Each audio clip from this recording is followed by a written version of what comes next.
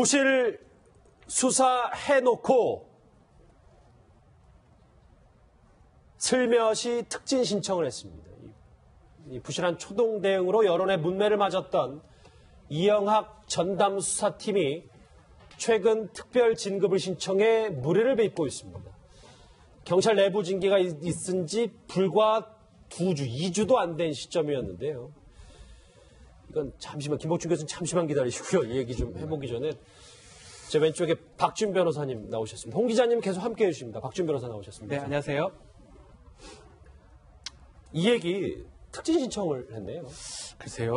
상황이 이 공과 과 부분인데 사실 이게 공이 있는 건지 과가 있는 건지 일반 국민들이 봤을 때는 과 쪽으로 많이 보고 있는데 공이라고 생각했는지 특별 진급을 좀 해달라고 한 부분은 또 두고두고 또 계속 말이 나오지 않을까 이런 생각이 좀 듭니다. 예. 네, 그런데 김 교수님, 네. 저는 생생하게 기억이 나는 게 서울지방경찰청 국정감사 때 네. 골든타임 놓쳤다, 부실 대응이다 엄청난 질타를 받았는데 네. 어떻게 해당 중단경찰서 소속 경찰관들이 특진을 신청할 수 있는 거죠? 사실 저는 이제 뭐 현직은 아닙니다만 그래도 일선 경찰서에서 수사과장까지 하고 나온 사람인데요.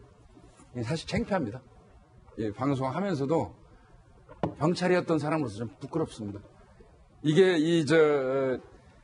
불과 얼마 되지도 않아가지고 그렇게 지탄을 받고 경찰서장부터 여청과장, 상황실장, 심지어는 지구대 직원들까지 그 중징계를 받고 국민들 지탄을 그렇게 받았는데 물론 여기에서 이제 강력팀 형사들은 빠져 있어요. 예. 징계의 어떤 범위에서. 왜 그러냐면 직접적으로 연관 관계가 없었기 때문에 그렇습니다.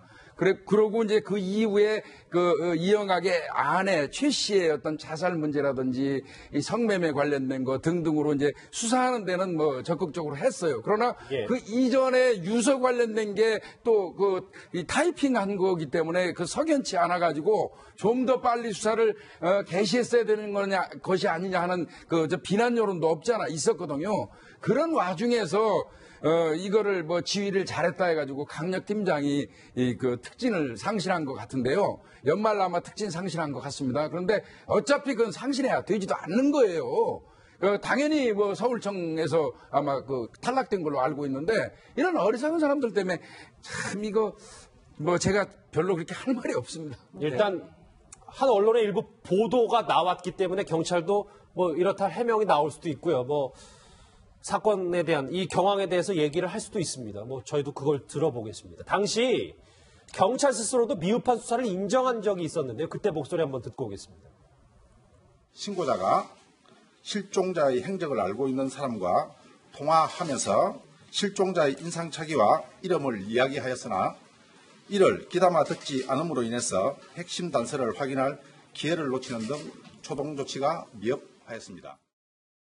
그러니까 중랑경찰서 위에 있는 서울지방경찰청도 네. 저렇게 인정을 했었는데도 불구하고 김복준 교수. 예. 그런데 좀 이해가 안 되는 게 만약에 이게 100% 사실이 맞다면 지금 이게 징계가 진행되고 있는 그리고 내부 감찰도 진행되고 있는 중간에 특진을 상신한다 그러잖아요. 이게 가능한 일인지요? 그러니까 우리 부서가 아니라는 얘기예요. 여청과 따로, 그다음에 지구대는 생활안전과 따로, 상황실은 상황실 따로. 그들이 잘못한 거에 대한 징계는 이미 8명 정도가 이루어졌고 예. 최상위 책임자 서장이 전보 발령됐으니까 그거하고 관계없는 우리 강력에서는 따로 이 사건을 수사하는데 나름대로 열심히 해가지고 뭐 일정 부분 밝혀낸 게 있다. 그거를 유공으로 생각하고 특진을 좀 시켜주십시오 하고 올린 건데요. 이거는 정말 동료라든지 자신이 소속돼 있던 그 경찰서의 입장을 전혀 고려하지 않은 개인의 어떤 그 욕심입니다. 당연히 상신이 된다 한들 이거를 특진시켜줄 그 상부기관이 있겠습니까? 아니, 그런데 물론 뭐 여창과가 그 코드 1을 바꿔도 그 이제 지구대에 가지 않았다든가 지구대가 지금 말씀하신 것처럼 뭐 제대로 이 피해자 어머님의 그 조사 내용을 진술 내용을 듣지 않았다든가 이런 게 다 남의 부서 일이라고 해도 지금 국민들 보기에는 그 이영학의 아내에 대한 수사만 그 유서가 나왔는데 이게 그냥 그 컴퓨터로 타이핑해서 인쇄된 거라 이거를 작성한 시기도 모르겠고 작성한 사람도 명확하지 않다. 예. 이 부분에 대한 초동 수사가 잘 됐어도 과연 이영학이 말하자면은 수사 선상에 제대로 올랐다면 이런 딸과 함께 이런 엄청난 일을 벌였겠는가라는 부분에 있어서 이 말하자면은 부인의 죽음은 못 막았다 해도 그 부분 이제 이 우리 소녀 그의 죽음을 막지 않았을까 해서 굉장히 국민이 분노하고 있는데 저는 그 부분을 빼놓고도 저는 이 강력팀에도 분명히 책임이 있는데 어떻게 특진을 상실했는지 모르겠습니다. 네, 예, 박 변호사님 네. 말씀처럼 이제 정리를 해보면 사실 강력팀에서는 이영학을 검거했으니 우리에겐 공이 있다 이런 입장이긴 한데 네. 과거로 거슬러 올라가 보면 최초에 그 이영학 부인의 변사 사건을 처리할 때 굉장히 미흡했었잖아요. 사실은 전체적으로 봤을 때는 미흡했지만 그 부분만 봤을 때는 강력팀이 공이 있다고 해서 특진 신청을 한 걸로 보입니다. 그렇지만 또 부분을 보더라도 미흡했던 부분이 많이 있죠. 지금 말한 것처럼 이영학 부인의 투신 사건, 그 사건에 대해서 변사 사건을 처리하면서 있어서 당시 계부를 불러서 참고인 조사를 하기로 했지만 결과론적으로는 사실은 조사가 제대로 마무리가 안 됐습니다. 그렇죠. 유서가 프린트물로 되어 있는 그런 부분도 명확하게 파악을 좀 못했던 부분이 있기 때문에 그 부분도 사실은 잘못했다고 보면 강력팀이 지금 그렇게 특진을 상신할 수 있는 상황이 과연 될 수 있을지 사실 의문입니다. 그러니까 자신들하고 관련이 없다고 생각하는 것 자체가 문제인 거예요. 국민들은 전체가 중량경찰서 직원이고요. 전체가 경찰로 보는데 물론 변사 사건은 사실은 강력하고 관계없어요. 그 형사팀이 따로 해요. 네. 예, 그렇다고 하더라도 그거 다 연관돼 있는 그 전체 그 자기네 소속인데 여기에서 그런 생각하면 안 되죠. 예. 이영학 사건 슬며시 특진 신청한 얘기 해봤고요. 또 하나 짚어볼 얘기가 하나 더 있습니다. 애초에 변호인을 통해서만 입장을 밝힐 것으로 알려졌던 이 서해순 씨가 언론에 직접 나서서 심경을 토로했습니다. 그 한마디 한마디가 좀 주목이 됩니다. 홍 기자님, 딸 얘기를 좀 처음에 꺼냈더라고요. 네, 이제 언론과의 인터뷰에서 이렇게 얘기를 합니다. 영화 김광석 개봉하고 내가 정말 가슴이 터질 것 같고 공황장애 약을 먹고 갱년기 우울증까지 왔다. 그런데 이걸 버티게 해준 건 서연이었다라는 얘기고요. 지금 말하자면은 이 기자가 나를 연쇄살인마로 만들었다. 또 김광석의 형은 나를 악마라고 칭했다. 사람들은 보고 싶은 것만 보려 한다. 내가 아무리 설명해도 내 말을 듣지 않는다. 그런데 지금 그러면서 남편과 아내 딸 얘기를 한 번 더 합니다. 지금 하늘에서 김광석 씨가 본다면 자신의 아내가 이런 꼴을 당하고 있는 거 기분이 좋겠느냐. 서연이가 하늘에서 엄마가 이런 꼴을 당하는 걸 보면 과연 기쁘겠느냐. 이런 식으로 얘기를 하면서 굉장히 심금을 울리는 그런 인터뷰를 했습니다. 예, 박 변호사님, 네. 사실 저는 이제 서해순 씨의 인터뷰 내용을 쭉 봐왔는데, 왜 경찰 출석할 때 문재인 대통령 같은 남편이 있었으면 좋겠다, 이런 발언을 해서 굉장히 화제가 됐었는데, 이번에도 최순실 씨 이름을 꺼냈더라고요. 이렇게 얘기했죠. 단기간에 전국에서 이름과 이름이 알려진 사람은 본인하고 최순실밖에 없다라고 얘기한다. 글쎄요, 인터뷰하고 본인이 들었던 얘기이기 때문에 할 수는 있지만 인터뷰 때 저 부분은 좀 부적절한 부분이 아닌가 생각이 들어요. 그거는 사람마다 다를 수 있지만 예. 문재인 대통령 같은 남편이 있다. 그 부분 또 그 마음을 생각할 수는 있지만 그거를 그 기자들 앞에서 인터뷰를 할 수 있는 부분인가는 좀 의문이고 저 부분 또 최순실, 서해순 굳이 얘기할 필요가 있을까? 마음의 어떤 상처라든지 그건 이해를 하면서도 인터뷰하는 데서는 약간 좀 미숙한 부분이 본인 생각나는 대로 조금 얘기하지 않을까? 모 방송국에서 나왔을 때도 본인 생각나는 대로 얘기하다 보니까 더 의혹이 좀 증폭된 측면이 있거든요. 예. 그런 좀 어떤 성격이라든지 습관이 좀 있어 보이는 상황입니다. 홍 기자님, 이제 서해순 씨가 최순실 거론해가지고 저도 저 인터뷰가 좀 깜짝 놀랐어요.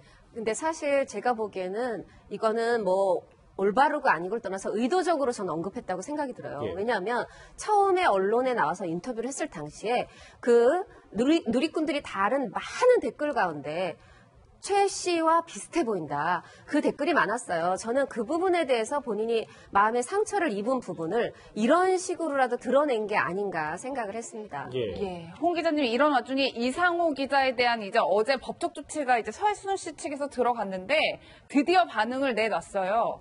반가운 소식입니다. 어떤 식으로든 재수사가 이루어지기를 희망하며 절대적으로 협조할 계획입니다. 만만치 않아 보여요. 네, 맞습니다. 지금 만약에 국민들 보기에는 서해순 씨 입장에서 이 기자 한 사람한테만 3억 원의 손해배상을 청구했잖아요. 이거 완전히 한쪽으로 기우는 건가 했는데 다시 이상호 기자가 당당하게 얼마든지 협조하겠다. 나는 경찰의 재수사 그것만으로도 반갑다. 이런 입장을 보이면서 지금 국민들도 과연 누구의 말이 맞는지 그러나 아마 모두가 다 그 대목은 공감할 것 같아요.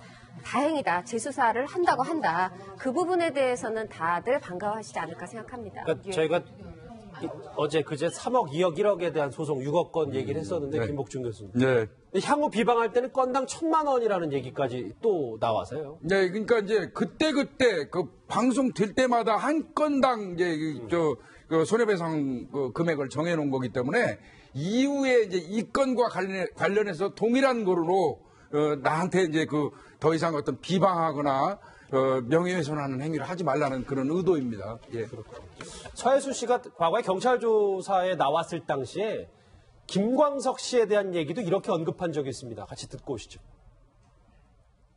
저는 이혼을 하겠습니다. 김광석 씨하고. 왜? 제가 보는 그 인연을 끊고 싶어요. 모든 정리가 다 되면 저는 저 혼자 제 이름으로 살고 싶습니다. 앞으로 남아있는 것도 다 좋은 단체, 좋은 쪽으로 남길 것이고 제가 20년 동안 남편 그래도 이름 남겨주기 위해서 혼자서 하기 힘든 이쪽 일을 회사 이름 한 번 안 바꾸고 제가 그런 오해를 받을까 봐.